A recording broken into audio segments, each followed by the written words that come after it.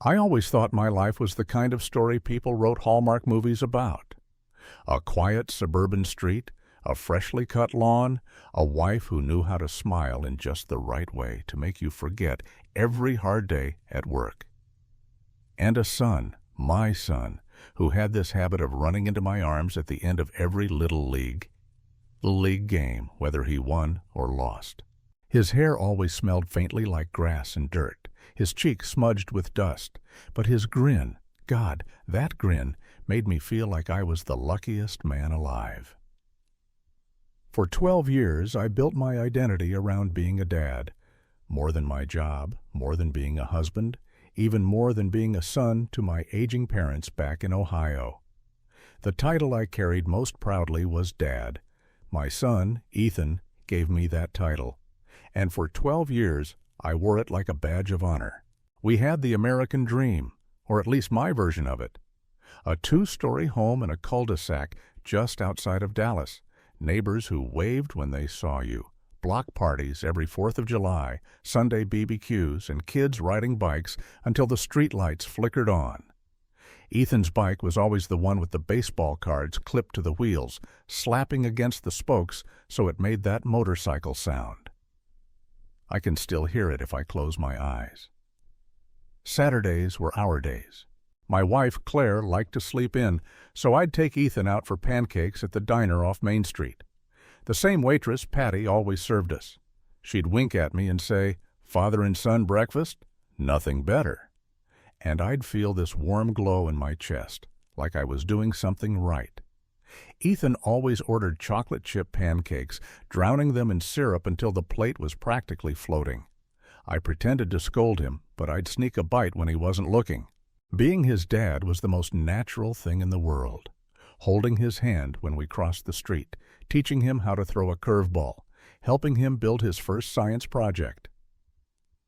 Even the tough stuff, the scraped knees, the late-night fevers, the times I had to raise my voice when he lied about homework, it all felt right, like I was built for it.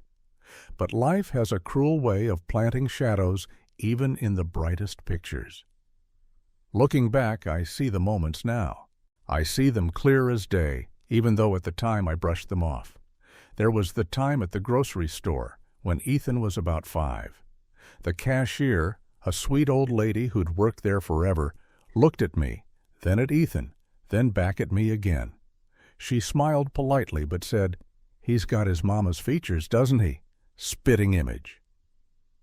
I laughed it off, agreed, and didn't think twice. But later that night, when Ethan was asleep, I found myself staring at him in the dim glow of his nightlight. Claire's features were there, sure, the same sandy blonde hair, the same shape of the eyes, but I searched for myself. The nose, maybe. The chin. Something. Anything. I told myself kids change as they grow. My own baby pictures didn't look much like me now. It was nothing. Just a passing thought. And then there was the neighbor, Mark. God, even saying his name now feels like acid on my tongue.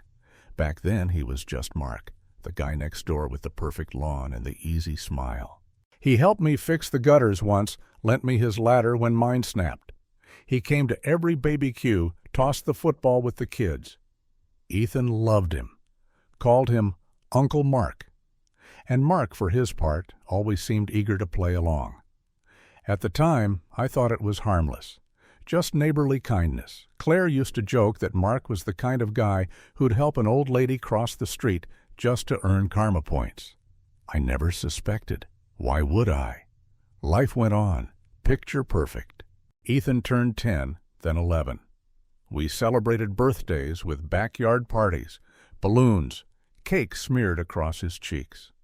Claire and I hosted Thanksgiving for our families, and everyone said we were the perfect couple, perfect house, perfect son.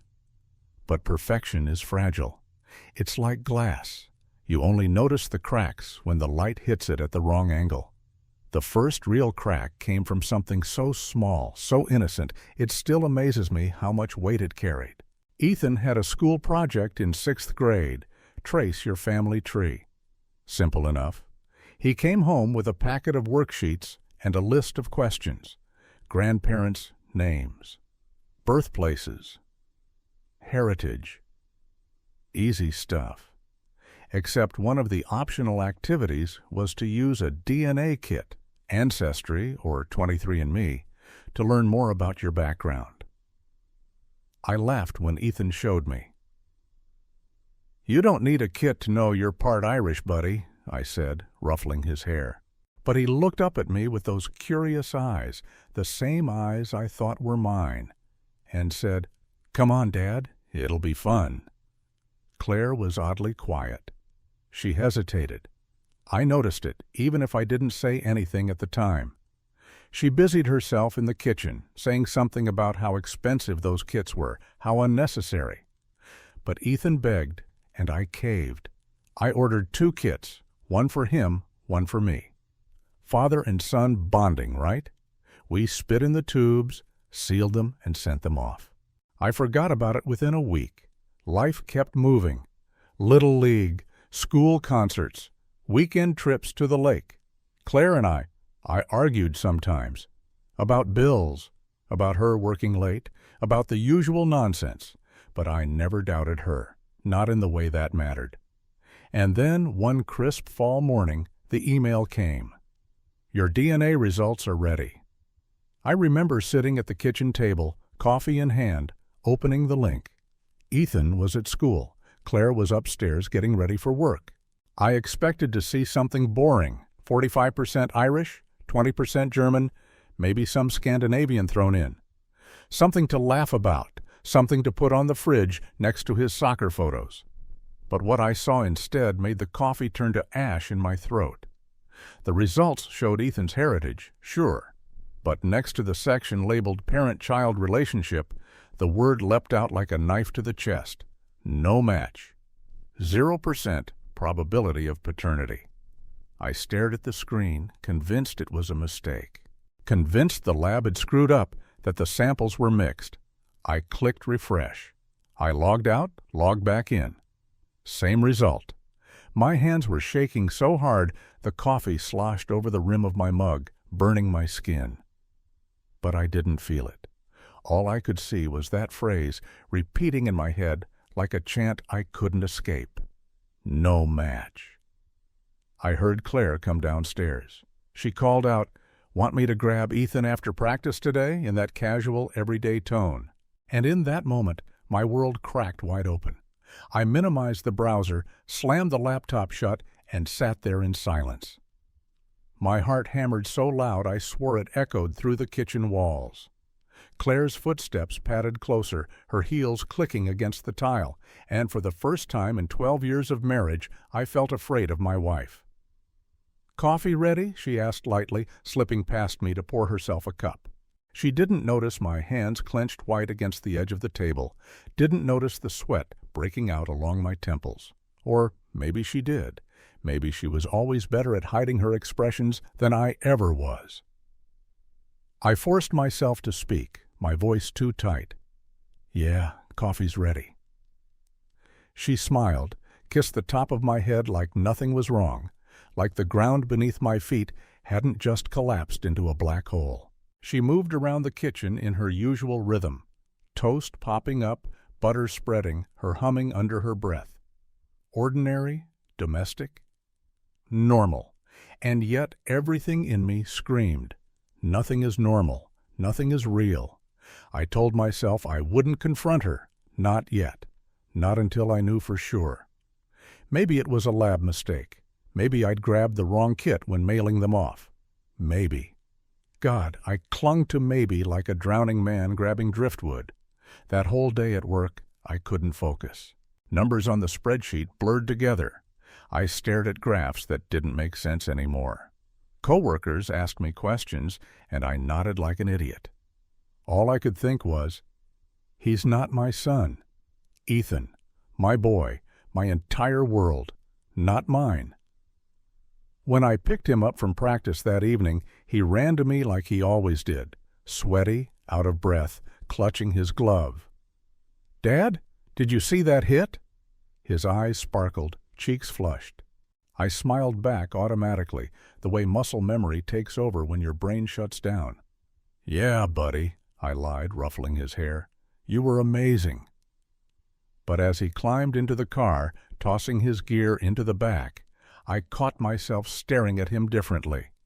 Not with love. I still loved him, maybe even more fiercely now, but with this desperate hunger to find myself in him, the angle of his jaw, the slope of his nose, anything. But the harder I looked, the more I saw Claire, and someone else. Someone I couldn't name, someone I didn't want to name. That night I lay awake next to Claire, staring at the ceiling fan spinning shadows across our room.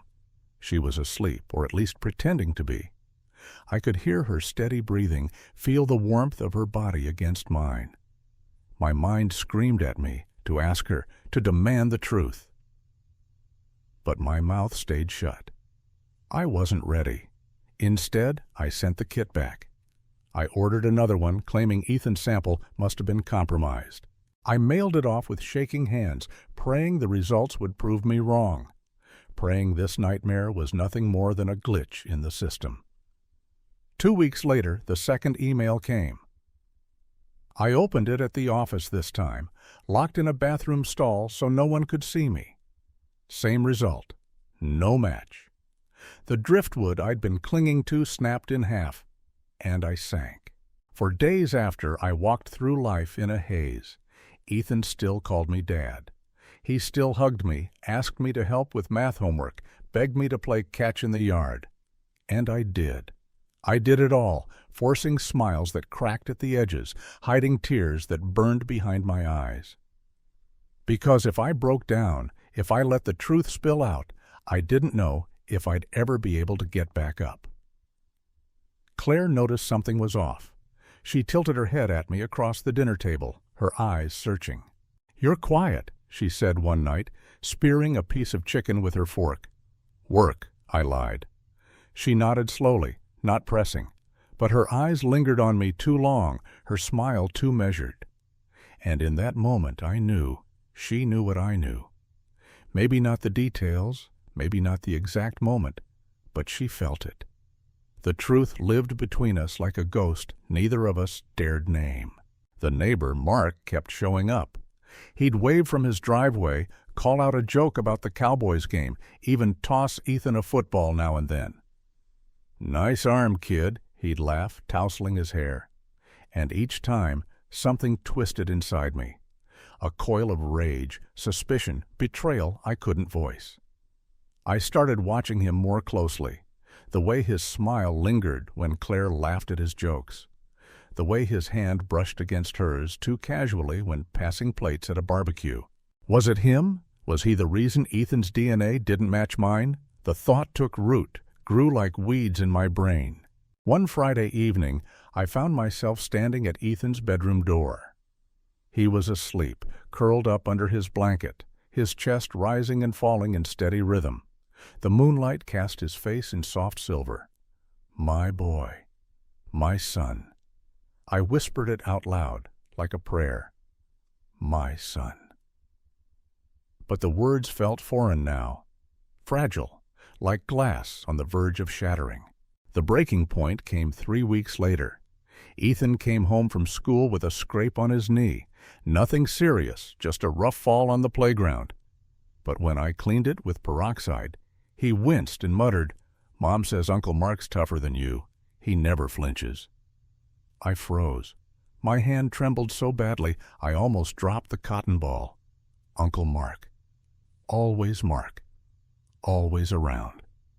I tucked Ethan into bed that night, kissed his forehead, and walked straight into the garage. I grabbed a beer from the fridge, sank into the old folding chair, and let the silence eat me alive. My reflection in the garage window looked like a stranger. Sunken eyes, clenched jaw, a man unraveling. And that's when the decision formed. Cold, clear. I needed the truth. No more maybes, no more whispers in my head. I needed to know who had stolen my life, my marriage, my son. And deep down, I already knew where the truth was hiding. right next door. That night, as Claire slept peacefully in our bed, I stood at the window, staring across the darkened street. Mark's porch light was off, his truck parked neatly in the driveway. His house looked ordinary, quiet, harmless. But I knew better now. The perfect life I thought I had was nothing but a stage set. And behind the curtain, betrayal had been waiting all along. And soon, very soon, I was going to tear the curtain down. The morning after I stared at Mark's house like it was a monster wearing a white picket fence, I woke up with a resolve that felt more like sickness than strength. My stomach churned, my mouth dry, my hands restless. For weeks I had tried to bury it, to keep walking through the lie. But the truth kept gnawing at me, eating holes in my chest. I had the DNA reports printed out, folded 3 times, hidden in the bottom drawer of my desk. Every time I opened it to grab a bill or a pen, I caught a glimpse of those words. Probability of paternity. 0%. Like a knife waiting to be twisted. I told myself maybe I could live with it. Maybe being a father wasn't about biology. Ethan loved me. He looked up to me. He called me Dad. Didn't that matter more than some strands of DNA? But the human brain is cruel. It doesn't let go of questions once they've taken root. Who is his real father? When did it happen? How long has she been lying to me? I started watching Claire differently. The way she moved around the kitchen, the way she checked her phone when she thought I wasn't looking, the way she avoided my eyes just a beat too long when we spoke. Was it guilt, or was it me seeing ghosts where there were none? One evening, as she stirred a pot of chili, I asked casually, "Hey, do you remember when Ethan was born? The hospital?" The nurse joked he had my nose. Claire froze just slightly, her spoon hovering above the pot. Then she chuckled, forced and brittle. "Yeah, I remember. She said a lot of things." But I was watching her, and I caught the flicker in her eyes, that split-second panic, and I knew. The spiral only got worse. I dug through old photos, searching for similarities, studying Ethan's face like it was a puzzle I had to solve. I compared his yearbook pictures to my own childhood ones. Nothing lined up. His smile curved differently. His posture, even the way he walked, it wasn't me. And then, inevitably, I compared him to Mark. One Saturday, during the neighborhood BBQ, I stood across the yard, paper plate in hand, and watched Ethan laugh at something Mark said. They were tossing a football back and forth, the sunlight glinting off Ethan's hair, his laughter ringing out. And when Mark caught the ball, ruffled Ethan's hair, and grinned, my stomach dropped. The resemblance was there, in the jawline, the eyes, the grin that wasn't mine. I had to look away, because if I didn't, I was going to throw up. That night, after Ethan went to bed, I confronted Claire for the first time. Not directly. God, I wasn't ready for that. But I poked at the edges.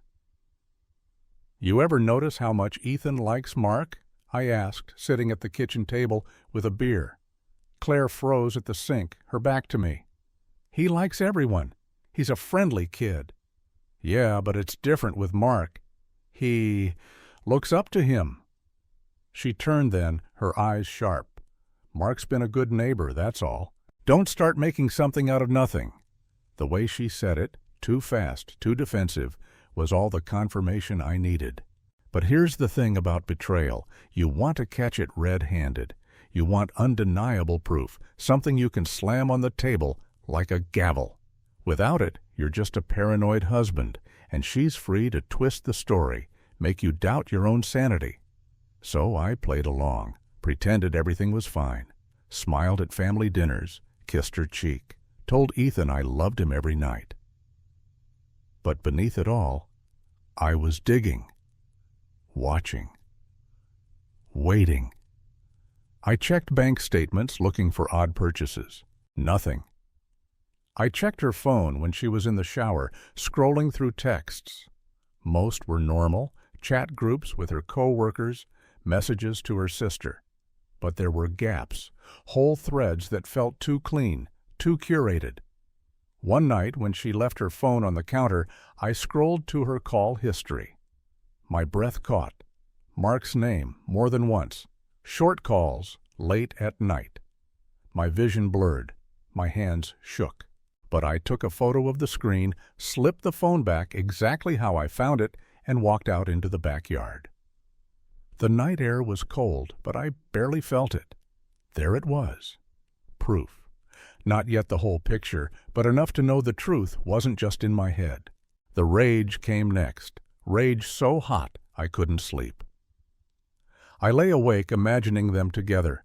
Claire sneaking across the fence, Mark's smug grin, the betrayal unfolding while I worked late shifts to keep the lights on. My fists clenched until my nails cut my palms. I wanted to storm next door, pound on his door, drag him out into the street. But I didn't. Because Ethan was asleep upstairs, and the thought of him waking to see his dad arrested on the lawn was unbearable. So I swallowed it. Barely. 2 days later, Ethan had a doctor's appointment, just a routine checkup, but sitting in that sterile room, listening to the doctor ask questions about family history, I froze. Diabetes? Heart disease? Genetic conditions? I wanted to answer, but the words stuck. Because suddenly, none of my answers mattered. None of my genes mattered. I smiled weakly, lied my way through the questions, and Claire didn't say a word. She just sat there, hands folded neatly, as if she hadn't rewritten my entire existence with her silence. That evening, I couldn't take it anymore. I waited until Ethan was in bed, until the house was quiet, and then I cornered Claire in the living room. "I know," I said flatly. She looked up from her book, eyebrows knitting. "Know what? Don't play dumb. The DNA test. He's not mine." Her face drained of color. For once, she had no quick comeback, no gaslighting ready to throw in my face. Just silence. And silence was the loudest confession of all. Claire's silence lasted only a moment, but in that moment, the world shifted. Her lips parted, her fingers trembled around the book she still held, and for the first time in years, she looked at me not like a partner, not like a wife, but like a cornered animal. You don't know what you're talking about," she finally whispered. I laughed, bitter, humorless. "Don't insult me, Claire. I saw the test results. Twice. Do you know what the odds are of 2 mistakes in a row? 0. Just like my DNA match." She set the book down carefully, as if buying herself time. "Those kits, they're not reliable. They're for entertainment. You can't trust them." "Entertainment?" My voice cracked louder than I meant. "You think watching my life implode is entertainment? He's not my son.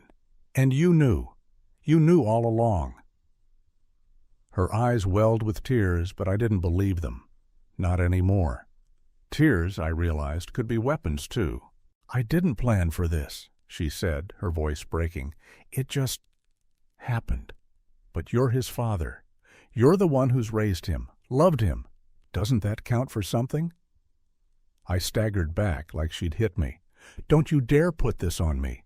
Don't you dare turn this into some noble sacrifice I should make. You lied. Every day for 12 years, you lied to my face." Her tears fell freely now, streaking her cheeks. "I was scared. I didn't want to lose you. I thought if I pretended long enough, it wouldn't matter. You were always his dad. You're better than—" She stopped herself, biting her lip. "Better than who, Claire?" My chest heaved. My heart slammed against my ribs. "Say it. Who's his father?" She froze, eyes darting away, toward the window. And in that fleeting glance, the truth slipped free. She didn't need to say his name. I already knew. Mark. I couldn't breathe. The room tilted, the walls closing in. For years I had stood shoulder to shoulder with that man at barbecues, laughed at his stupid jokes, drank his beer. And all along he was laughing behind my back, stealing my life piece by piece. "You slept with him," I whispered, the words tasting like poison. Claire flinched, but she didn't deny it. Not this time.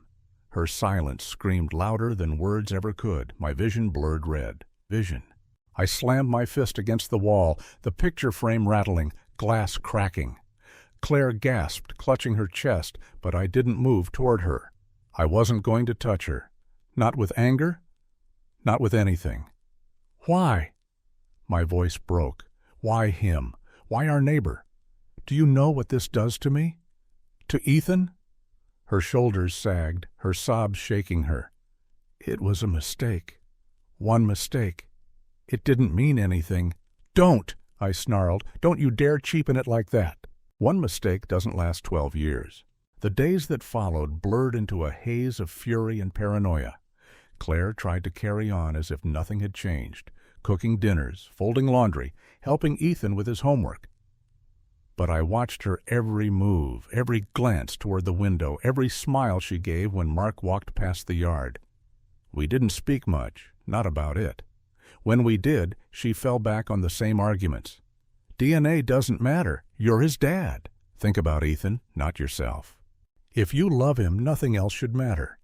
Each word was a knife, twisting deeper. Because I did love him, more than anything.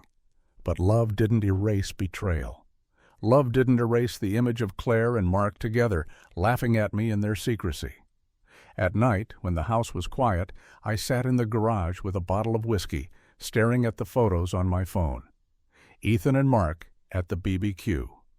Ethan grinning, Mark's hand on his shoulder, the way they looked alike when they smiled. I zoomed in on their faces until the pixels blurred. Father and son, neighbor and child. Not me, never me. One evening, I couldn't take it anymore.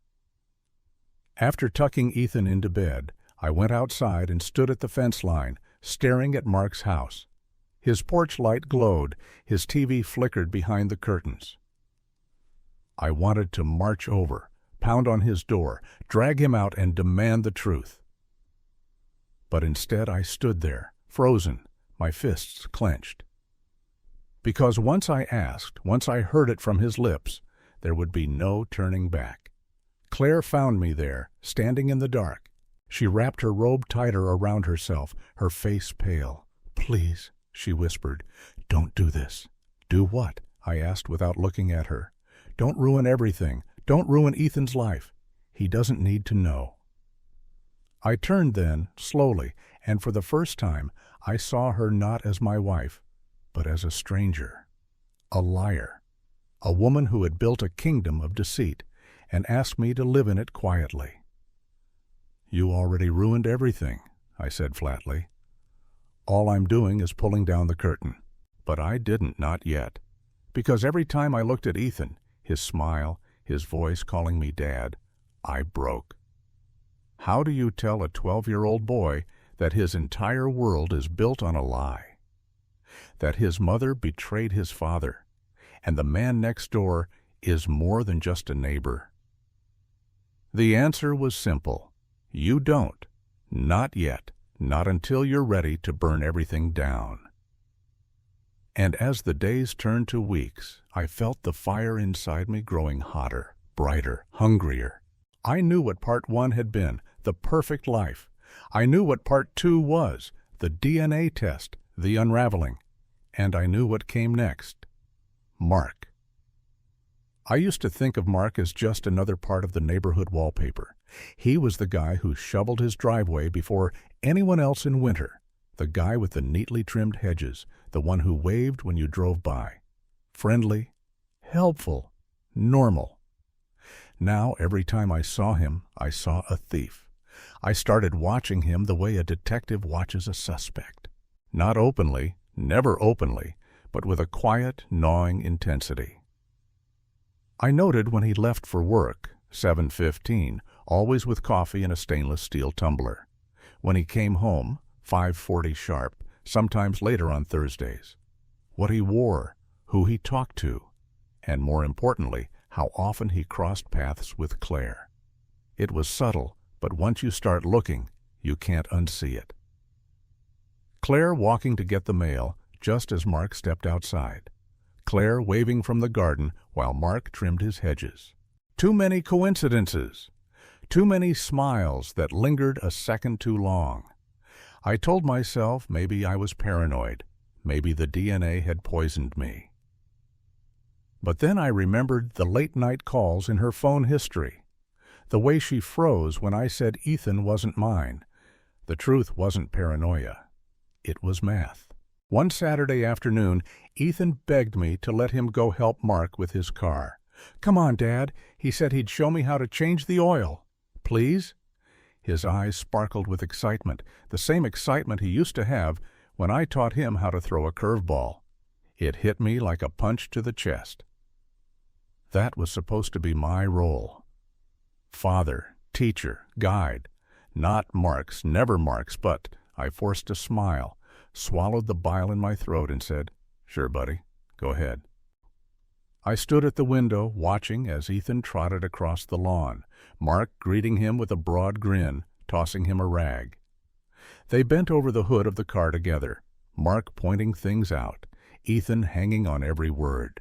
And in that moment, I saw it, the resemblance I'd tried so hard to deny.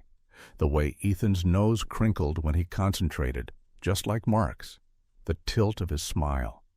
The casual ease between them, like they'd always belonged together. My hands shook so badly I had to step away from the window. I gripped the edge of the counter until my knuckles turned white, fighting the urge to storm over there and rip Ethan away. But I didn't, because Ethan was happy. And God help me, I couldn't be the one to shatter that happiness. Not yet. The anger had nowhere to go, so it turned inward. I stopped sleeping. Every creak of the house at night jolted me awake, convinced Claire was sneaking out, convinced Mark was slipping in. I started keeping a notebook, writing down every interaction I noticed, every odd look, every excuse.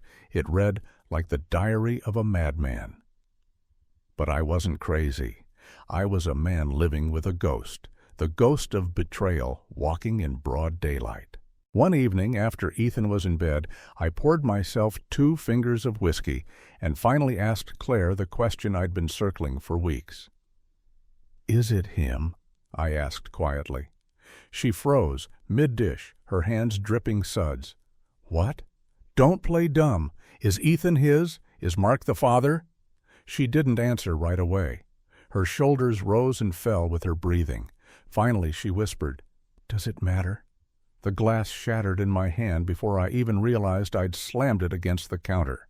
Whiskey and shards rained across the floor. Claire jumped, covering her mouth. "Yes," I snarled, "it matters more than anything." But she refused to answer. She cleaned the glass in silence, her tears mixing with the soap suds. And that silence told me everything I needed to know. From then on, I couldn't look at Mark without wanting to destroy him. I imagined it constantly, my fist connecting with his smug jaw, his perfect white teeth breaking. I imagined standing in front of the entire neighborhood, shouting the truth, exposing them both. But I didn't. Not yet. Because there was still Ethan. Always Ethan. One Sunday, I decided to test the waters. Mark was mowing his lawn, shirt off, sweat glistening, every inch of him screaming smug confidence. I walked over, beer in hand, masking my fury with a smile. "Hey, Mark," I called. He killed the mower, wiping his brow. "Hey, man, what's up?" I took a long sip of beer, eyes locked on his. "You and Ethan seem to be spending a lot of time together lately." Mark chuckled, easy as ever. "Yeah, he's a good kid. Reminds me of myself at that age." The words nearly made me choke. I forced a laugh. Funny, I was just thinking the same thing. His smile faltered just a fraction, so small most people wouldn't have noticed, but I did, and that was all the confirmation I needed. That night I wrote in my notebook, He knows Ethan is his, and once you admit that truth, you can't put it back in the box. The next week I took it a step further. I followed Mark. Not far, not obvious, just enough. When he left for work, I waited a few minutes and trailed his truck, noting where he stopped, who he talked to. He went to the hardware store, the gym, The bar on Friday nights. Nothing unusual, nothing incriminating. But I wasn't looking for unusual. I was looking for patterns. And sure enough, I found one. Thursday nights, always late, always an excuse about catching up with the guys. But when I drove past his house at 10 p.m. on a Thursday, his truck wasn't in the driveway. And when I circled back 2 hours later, it still wasn't. Where was he going? Who was he seeing? Or worse, was he with her? The paranoia was a living thing now, crawling under my skin. Every time Claire said she had to run to the store, every time she stayed late at work, every time she so much as glanced toward Mark's house, my chest tightened. I started considering things I never thought I would, checking her car's mileage, smelling her clothes when she came home, scrolling through old neighborhood photos to see if there were clues I'd missed. And little by little, a plan began to form. If Claire wouldn't tell me the truth, if Mark wouldn't admit it, then I'd drag the truth into the light myself, even if it burned us all alive. Thursday night came again, and with it, the gnawing ache in my gut. I sat in my car 2 streets down, headlights off, engine idling, watching Mark's driveway. At 8:15 p.m., like clockwork, his garage door opened and his truck rolled out. He drove off casually, as if he didn't have a care in the world. I waited 10 minutes, then followed. We drove through town, his tail lights glowing red in the dark. My heart pounded with each turn he made, each stoplight we hit. Where was he going? Was Claire already there, waiting for him? But he didn't go to a motel. He didn't meet her in some shadowed parking lot. He pulled into a sports bar on the edge of town, strolled inside, and greeted a couple of guys at the counter.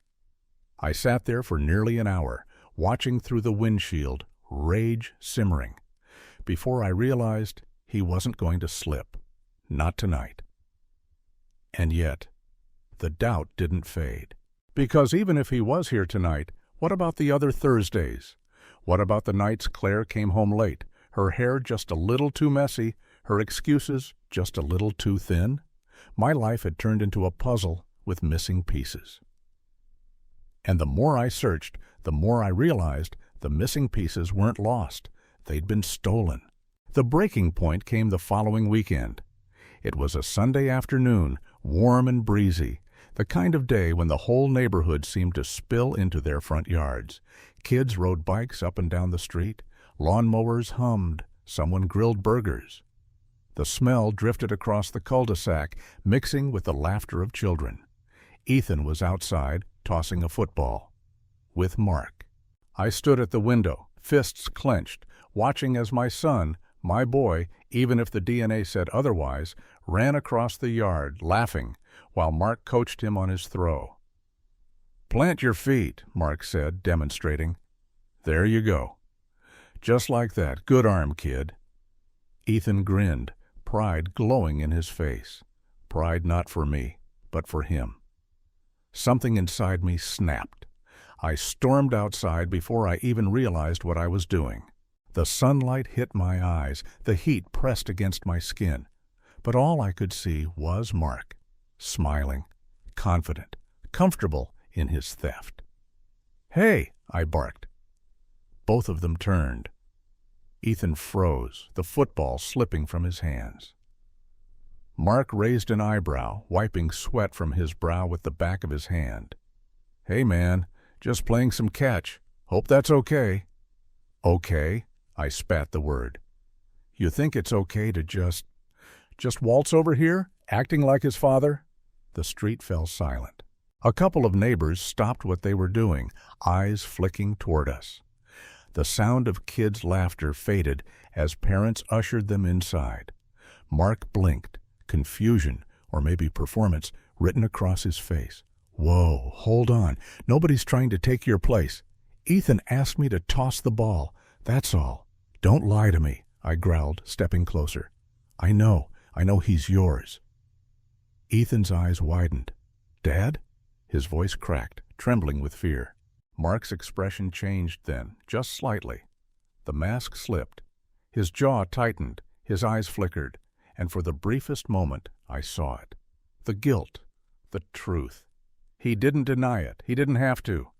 I lunged, my fist connected with his jaw before I even registered the movement. He stumbled back, clutching his face, eyes blazing. Gasps echoed across the cul-de-sac. Claire burst out of the house, screaming my name. "Stop! Stop it!" she shrieked, grabbing my arm. But the rage was too far gone. Years of betrayal, lies, humiliation, all of it boiled over.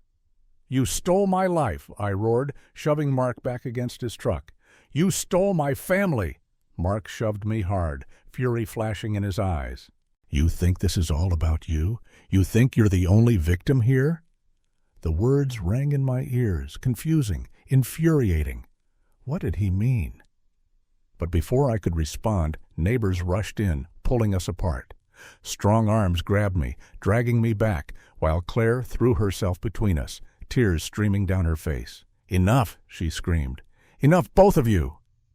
The street buzzed with whispers. Curtains twitched. Phones recorded. The perfect suburban picture was shattered, glass on the pavement. And Ethan, my boy, stood frozen in the yard, tears brimming in his eyes, his world crumbling. That night, silence swallowed the house. Claire locked herself in the bedroom, refusing to speak. Ethan stayed in his room, the muffled sound of his sobs piercing through the walls. I sat in the living room, knuckles swollen, heart hollow. The whiskey bottle sat on the coffee table, half empty, untouched.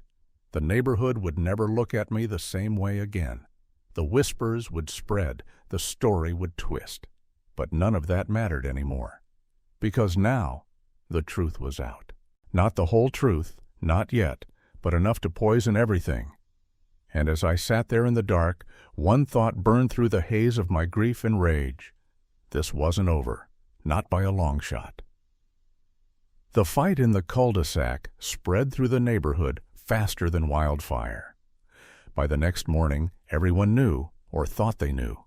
When I stepped outside to grab the paper, Mrs. Jensen from across the street gave me that look, half pity, half judgment. Her husband muttered something under his breath as they walked their dog past my driveway.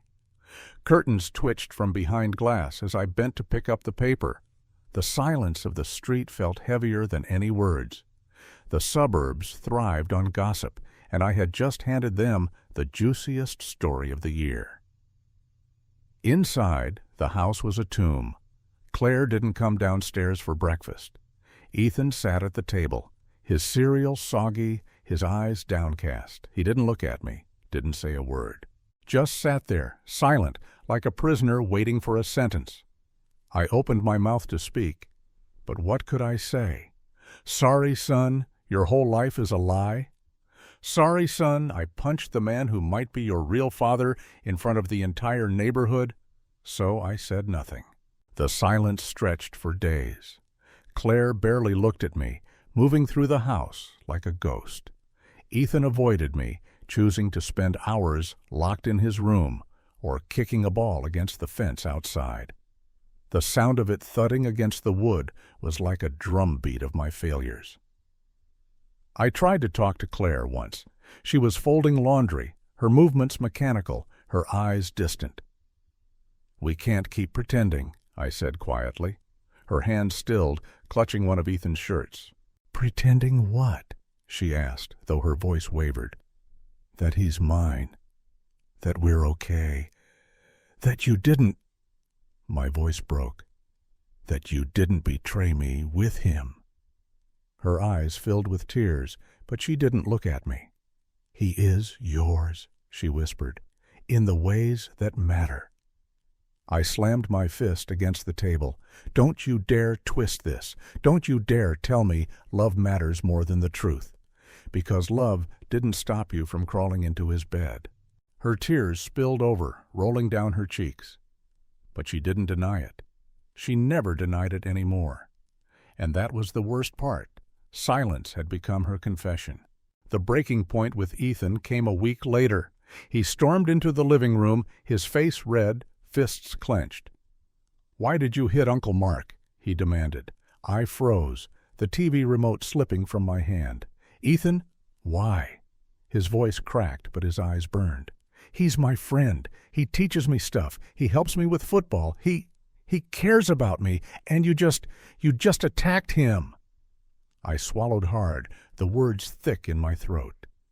"Buddy, it's complicated. Don't call me Buddy," he snapped, tears streaming down his cheeks. "You're lying to me. Everyone's whispering. I hear them. I hear the kids at school. They say Uncle Mark's my real dad." The air sucked out of the room. My worst nightmare had reached him. I took a step forward, my hands trembling. "Ethan, listen to me." "No, yes," he shouted, backing away. "You're not my dad." The words sliced through me like a blade. I staggered back, my vision swimming, my heart collapsing in my chest. Before I could speak, before I could even breathe, he ran upstairs, the slam of his door echoing through the house. I stood there in the silence, broken, the echo of his words burning in my ears. "You're not my dad."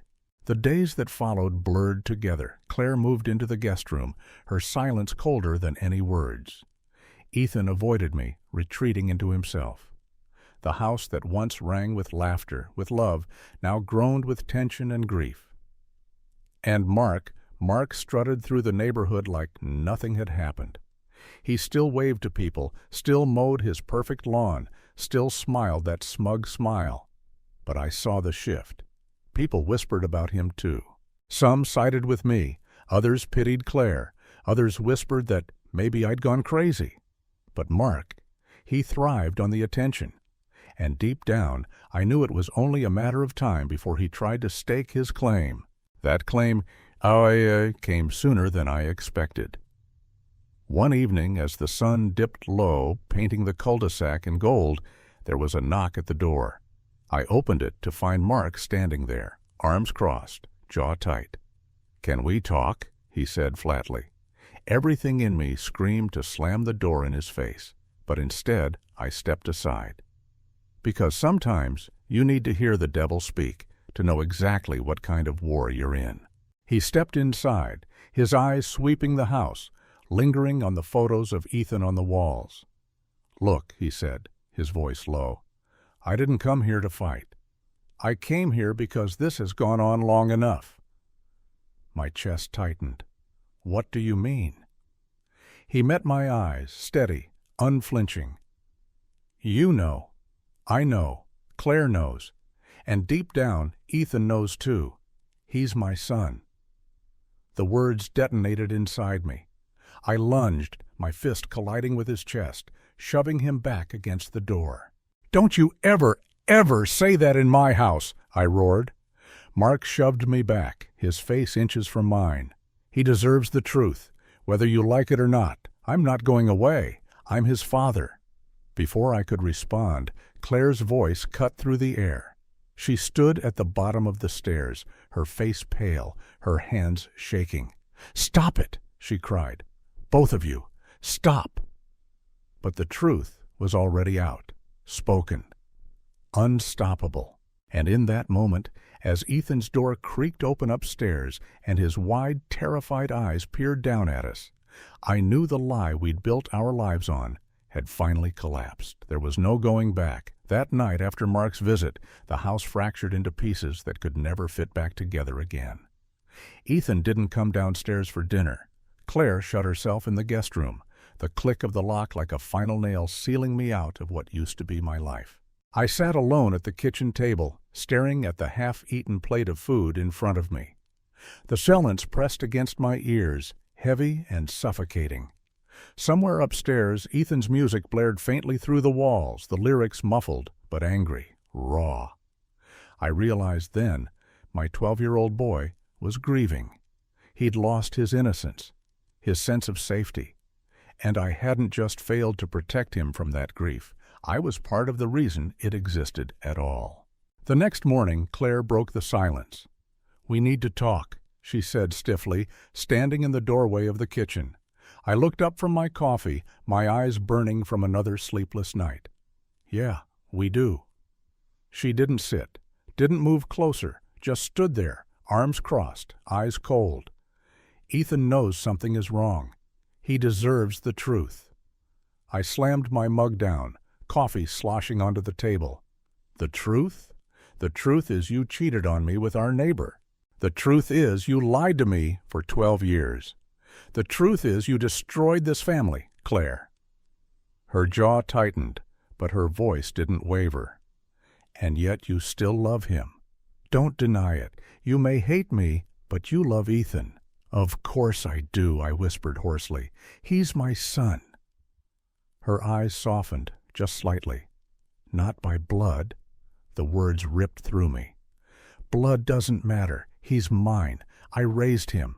But what if he wants to know the truth? She asked quietly. What if he wants to know who his biological father is?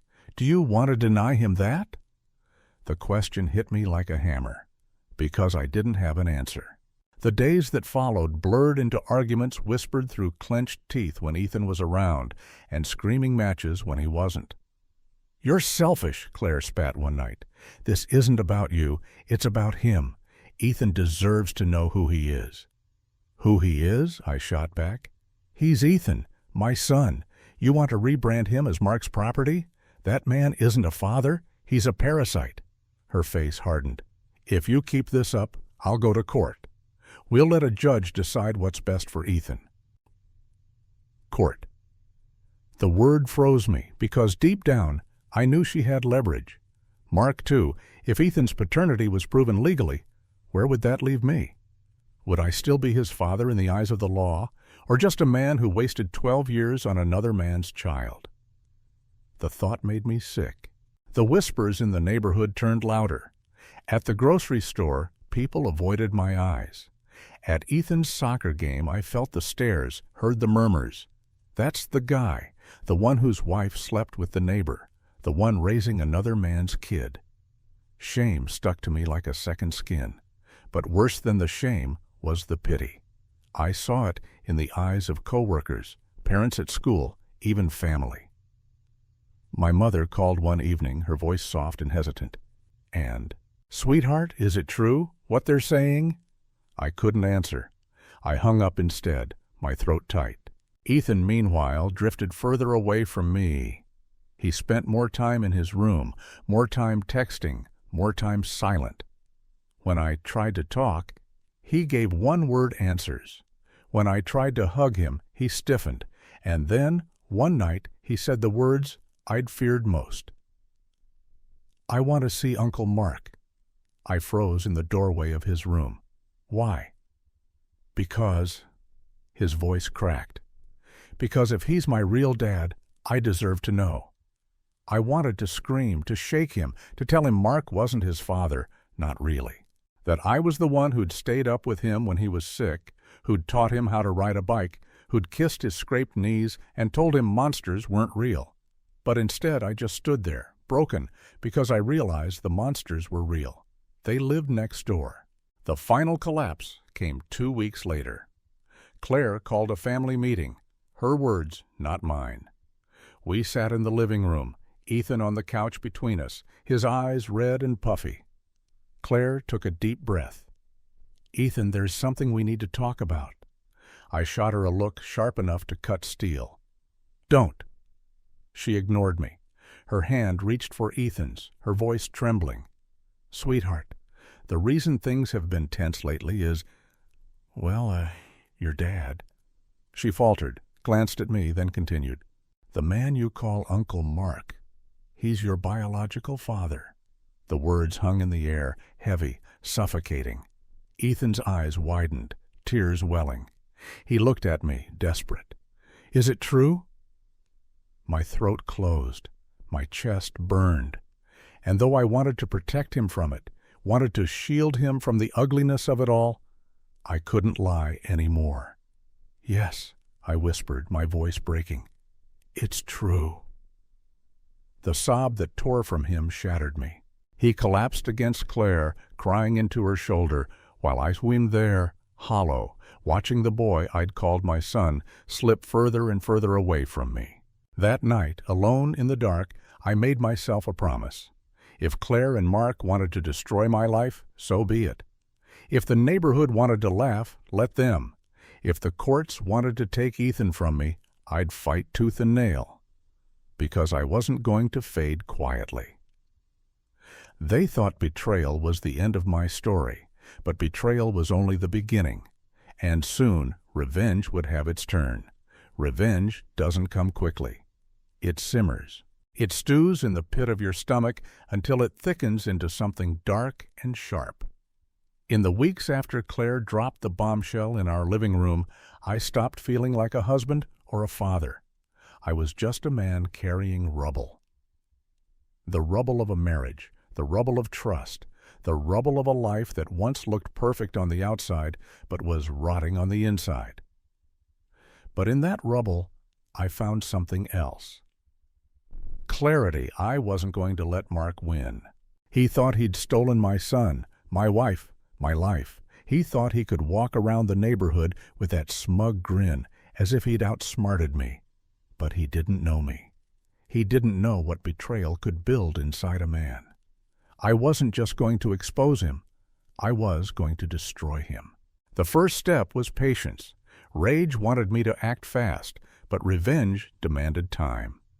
I smiled through clenched teeth at work, made small talk with coworkers, and pretended life was healing.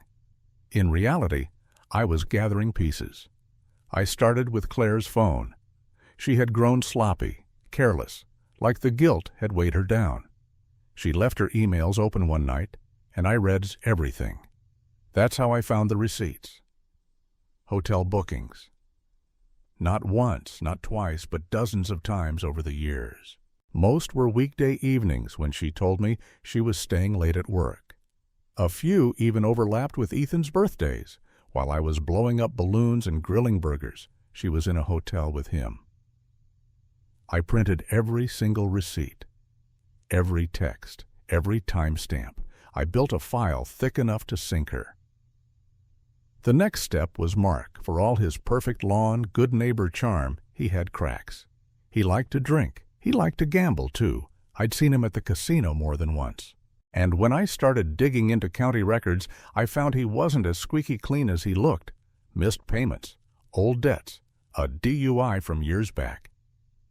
Piece by piece, I built a picture of the man, a picture I could use. The confrontation came quietly. I showed up at his driveway one evening, a folder tucked under my arm. He looked up from washing his truck, his smirk already forming. "What do you want?" he asked flatly. I opened the folder, flipped through the pages slowly, and let him see. Hotel receipts, texts, records. His smile faltered. "You think you're clever," I said softly, "but you're just sloppy. And now I own you." His jaw tightened. "What the hell are you talking about?" "I'm talking about leverage." I stepped closer, my voice low. "You want to play dad? You want to stake your claim on Ethan? Fine.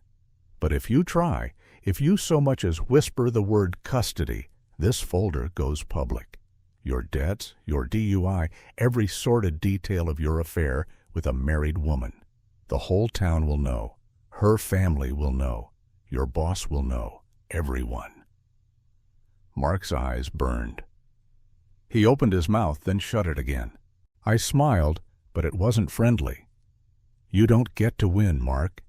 You don't get to take him from me, because fatherhood isn't in your blood. It's in mine."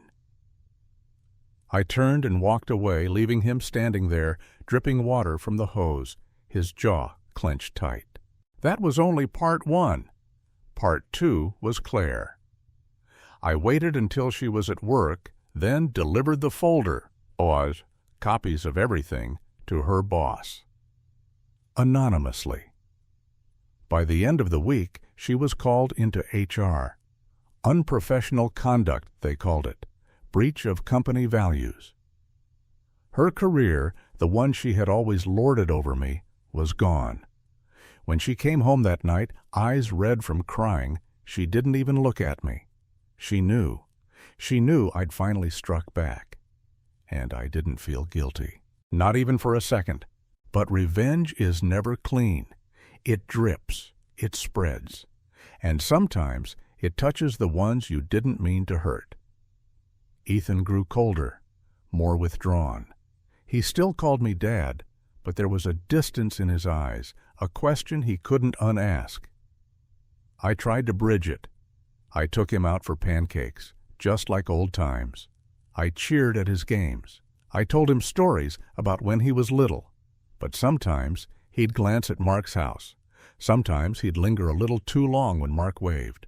And that's when I realized, no matter how much I fought, I couldn't erase blood. So I made a choice, and a brutal, painful choice. If Mark wanted to be a father, let him. Let him try. But I would make sure he failed. I would make sure Ethan saw him for who he really was, a weak, selfish man who couldn't handle the weight of fatherhood. And when that day came, when Ethan finally saw the truth with his own eyes, he'd come back to me. Because fathers aren't defined by biology. They're defined by who stays. And I wasn't going anywhere. Mark tried to play the role. I could see it. The way he lingered outside when Ethan came home from school, tossing him a football, asking about his day. He wanted to ease into fatherhood like slipping on a jacket. But fatherhood isn't a jacket you wear when it's convenient. It's a storm you stand in, night after night, until you're soaked to the bone. And Mark wasn't built for storms. It started small. One Saturday, Ethan asked him to come to his soccer game. Mark showed up late, sunglasses on, nursing a hangover he thought no one noticed. He cheered half-heartedly, then left before the game was over. Ethan didn't say anything, but I saw the way his shoulders slumped. The next week, Ethan asked him to help with a school project. Mark promised he would. Then he forgot. Claire tried to cover for him. "He's busy, sweetheart. He works hard." But Ethan just nodded silently, and little by little, the cracks began to show. Meanwhile, my revenge kept simmering. I leaked Mark's gambling debts to the right people. The poker buddies he owed money to started showing up at his door. Loud arguments spilled into the street. The same neighbors who once envied his perfect lawn now whispered about his temper, his failures. Claire, too, began to crumble. Fired from her job, living under the weight of neighborhood gossip, she looked like a ghost of the woman she once was. And though part of me pitied her, another part whispered, "This is what betrayal costs." One night, Ethan finally cracked. He came into my room, his eyes wet, his voice trembling. "Dad, can I ask you something?" My heart clenched. "Of course, buddy, anything." "Why does Uncle Mark, why does he keep saying he's my real dad? If he is, why doesn't it feel the same?" I swallowed hard, fighting back the lump in my throat. Because being a dad isn't about who you share DNA with. It's about who's there. Who shows up, who never leaves. How he looked at me for a long moment, his eyes searching mine. And then, without a word, he threw his arms around me, sobbing into my chest. I held him tighter than I'd ever held him before. In that moment, I knew I had won the only battle that mattered. Mark tried to push harder after that. He filed papers, an attempt at custody or at least visitation. But the file I'd built, the evidence I'd collected, painted him in colors even a judge couldn't ignore. Gambling, drinking, affair, instability. The case never made it past the first hearing. He stormed out of the courthouse, his face red, veins bulging in his neck.